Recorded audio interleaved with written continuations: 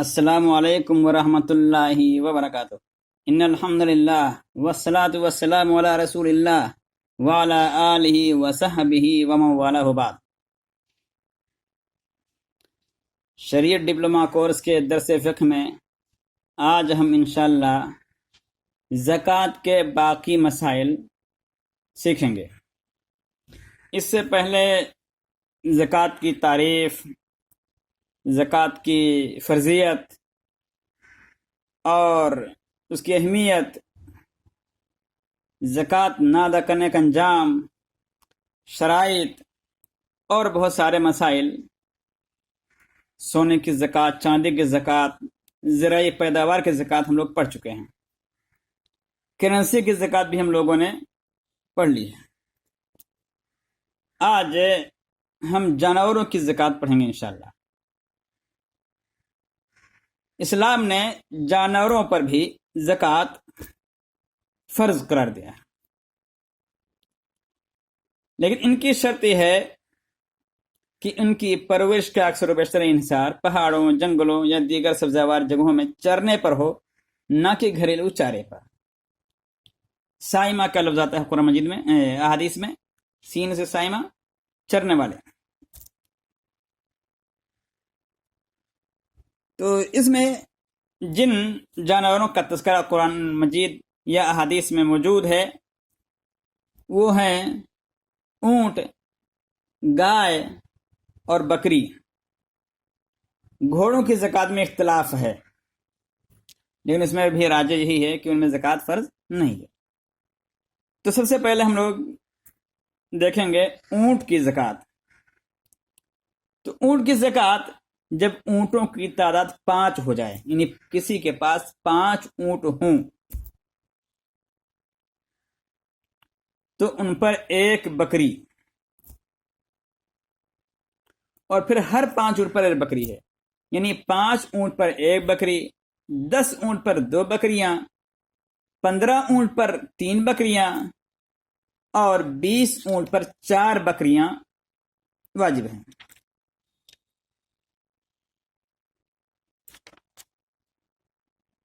جب اونٹوں کی تعداد 25 ہو جائے، یعنی 25 اونٹ کسی کے پاس ہو جائیں، تو ان میں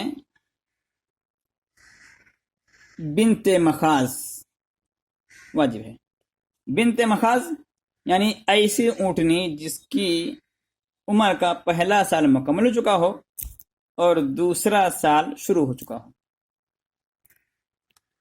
تو جب اونٹوں کی تعداد کسی کے پاس 25 ہو جائے تو 25 اونٹوں پر 1 سالہ اونٹنی واجب ہے، زکوٰۃ نکالنا جائے گا۔ اور جب 36 ہو جائے،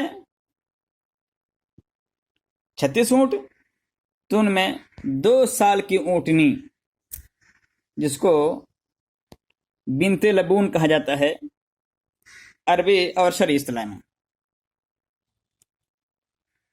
اور جب ان اونٹوں کی تعداد 46 ہو جائے، 46 اونٹ، 47، 50 اونٹ، تو ایسی صورت میں 1 حقہ واجب ہے۔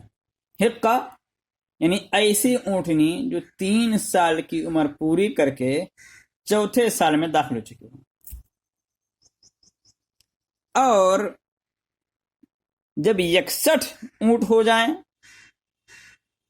تو 1 جزعہ یعنی وہ اونٹنی جو 4 سال مکمل ہو چکی ہو، جس کی 5واں سال لگ گیا ہو، واجب ہے۔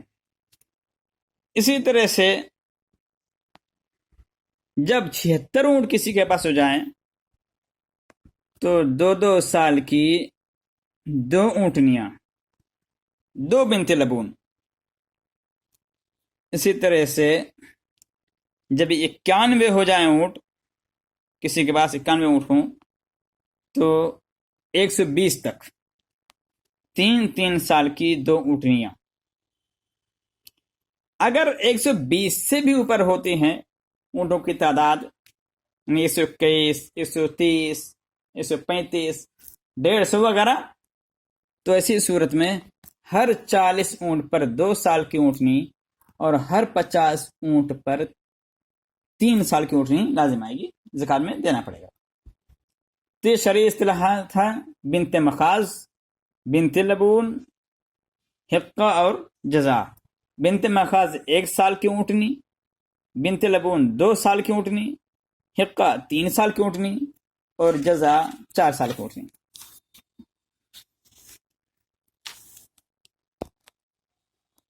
तो यही निसाब ऊँटों का है और यही नबी करीम सल्लल्लाहु अलैहि वसल्लम ने साहबे कराम को तालीम दी थी। चूंकि इसकी हदीस बड़ी लंबी है इसलिए महज इसी के बयान पर इक्तफा किया जा रहा है। मज़ीद तफसीलात और असल हदीस किताबों में इंसान देख सकता है। चुनांचे सही बुखारी हदीस नंबर 1454, 1453, किताब ज़कात, बाब ज़कात गनम, सुनन अबू दाऊद हदीस नंबर 1567, सुनन नसई, इसी तरह सुनन इब्न माजा, मुस्नद अहमद, सुनन दारक़ुतनी, मुस्तदरक हाकिम और सही इब्न खुज़ैमा वगैरह में भी ये हदीस मौजूद है। नबी करीम सल्लल्लाहु अलैहि वसल्लम ने ज़कात के निसाब वगैरह की तफसील लिखवाई भी थी, लेकिन उसे गवर्नरों के पास भेजने से पहले ही आपका इंतकाल हो गया। चुनांचे अबू बकर रज़ियल्लाहु अन्हु ने उसे निकाला और उसी पर अमल करते रहे। तो इसी निसाब पर इजमा है उम्मत का। दूसरा जानवर जिस पर ज़कात है वो गाय। गाय जब 30 गायें किसी के पास हों तो 30 गायों पर ज़कात वाजिब, उससे पहले ज़कात वाजिब नहीं है। ऊंट में 5 ऊंट से पहले ज़कात वाजिब नहीं है। 5 ऊंट हो जाएंगे किसी के पास तब उसके ऊपर वाजिब होता है 1 बकरी। लेकिन गाय में 30 गाय से कम, अगर 29 गाय हैं किसी के पास, वो साल पूरा हो चुका है। याद रखिएगा साल पूरा होना हर एक में जरूरी है, जैसा कि इससे पहले हमने सोने और चांदी के निसाब के बारे में बयान किया था। इससे साल पूरा होने की शर्त सिर्फ ज़रई पैदावार में नहीं होती, बाकी हर एक में साल पूरा होना जरूरी है। तो 30 गाय, जब किसी के पास 30 गायें हों और 30 गाय की तादाद पूरी होने के बाद 1 साल गुजर जाए, बीच में कम ना हुए हों, तो 1 साला मादा गाय या नर बछड़ा, 1 साल का बच्चा, 1 साल की गाय या 1 साल का बछड़ा ज़कात में देना है। और अगर इन गायों की तादाद आपके पास 40 गायें हैं, गाय हो चाहे बैल हो, तो 2 साल का बैल या गाय वाजिब है।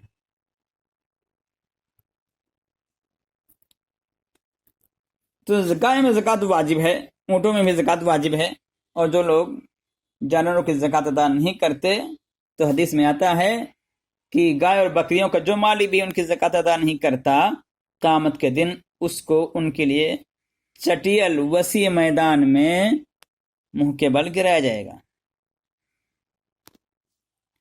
तो गाय के यही ज़कात और यही निसाब है।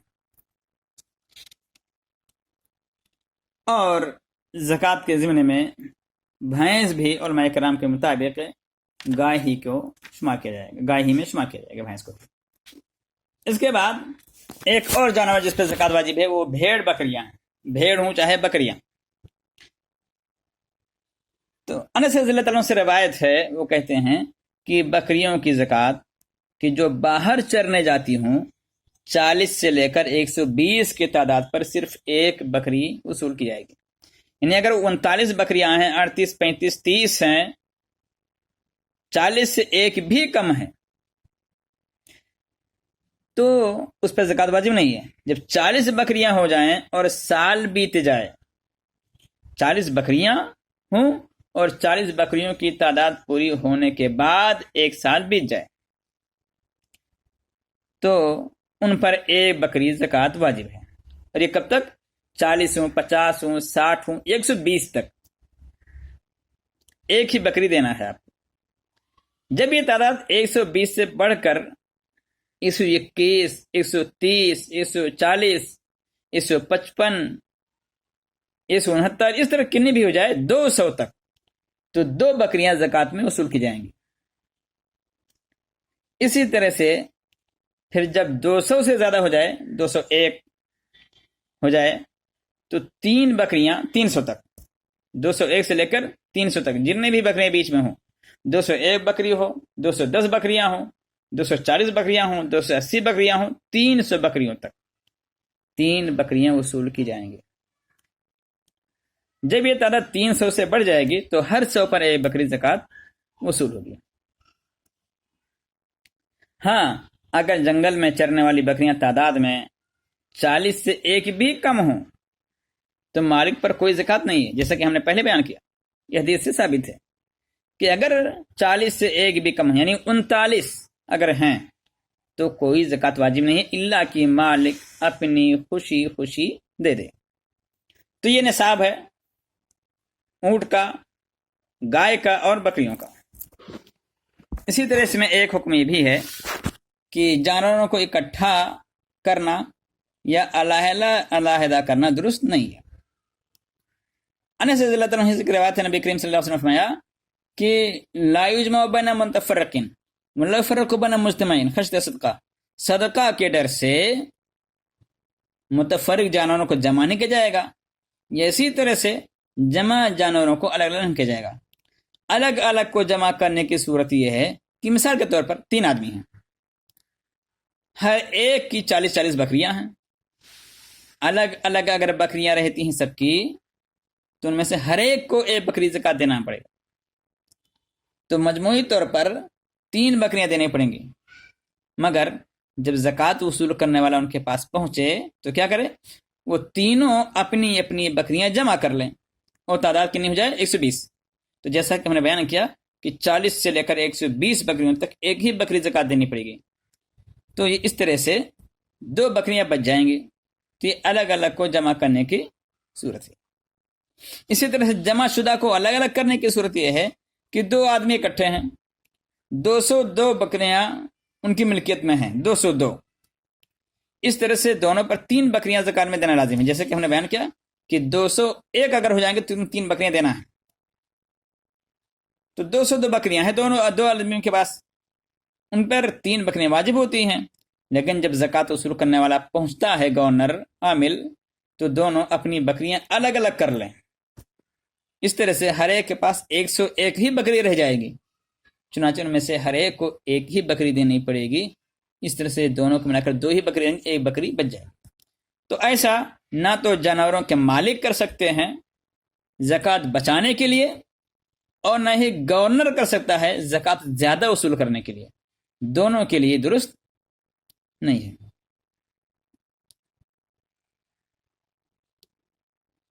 اسی طرح سے نصاب سے کم تعداد اگر ہے اور 2 متعین مقداروں کے درمیان یا اضافہ پر کوئی الگ سے زکوٰۃ واجب نہیں ہے،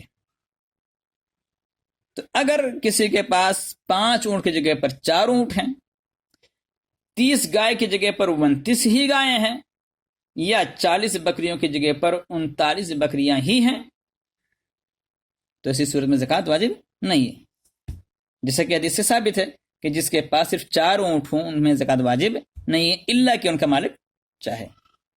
اسی طرح سے ایک حدیث میں ہے کہ آدمی کی بکریوں میں سے 40 بکریوں میں سے 1 بکری بھی کم ہو تو ان پہ زکوٰۃ واجب نہیں ہے، الا کہ مالک چاہے۔ اسے بخاری کی روایت ہے۔